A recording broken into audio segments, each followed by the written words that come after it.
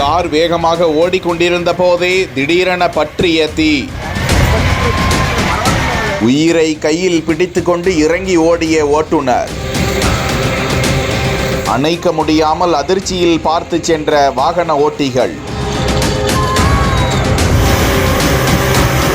ஈரோடு மாவட்டம் கவுந்துபடியில் இருந்து கிருஷ்ணகிரிக்கு சக்திவேல் என்பவர் காரில் இயற்கை உரம் ஏற்றிக்கொண்டு வந்து கொண்டிருந்தார். கார் சரியாக மேட்டூர் 16 கண் அருகே உள்ள புதிய பாலத்தில் சென்று கொண்டிருந்த போது திடீரென என்ஜின் பகுதியில் இருந்து தீ பற்றி இருப்பதை கண்ட ஓட்டுநர் சக்திவேல் வேக வேகமாக காரை ஓரமாக நிறுத்திவிட்டு இறங்கி வந்து பார்த்தபோது தீ கார் முழுக்க மளமளவென பற்றி கொண்டது.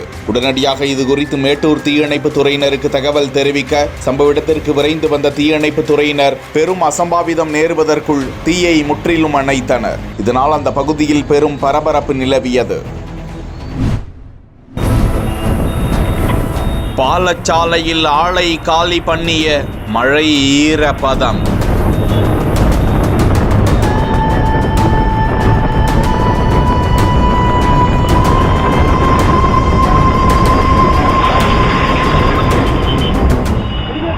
நொடியில் சறுக்கிய பைக், தலையில் ஏறிய வேன், நொடியில் பறந்த உயிர். ஐயோ, எங்க வாழ்க்கையே போச்சே என அலறும் குடும்பம். வெளியான பதைக்க வைக்கும் சிசிடிவி காட்சி.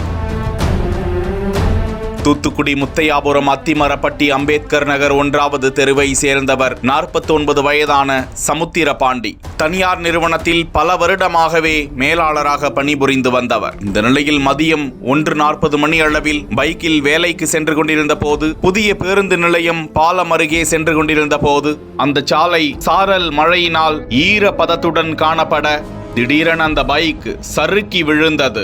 அந்த கணம் முன்னேறி செல்ல முயன்ற மினி வேன் ஒன்று அவர் மீது கடந்து சென்றது. சம்பவத்தில் சமுத்திர பாண்டி சம்பவ இடத்திலேயே பரிதாபமாக பலியாக தகவல் அறிந்து வந்த வடபாகம் காவல்துறையினர் உடலை மீட்டு பிரேத பரிசோதனைக்காக தூத்துக்குடி அரசு மருத்துவமனைக்கு அனுப்பி வைத்து விபத்து குறித்து வழக்கு பதிந்து விசாரித்து வருகிறார்கள்.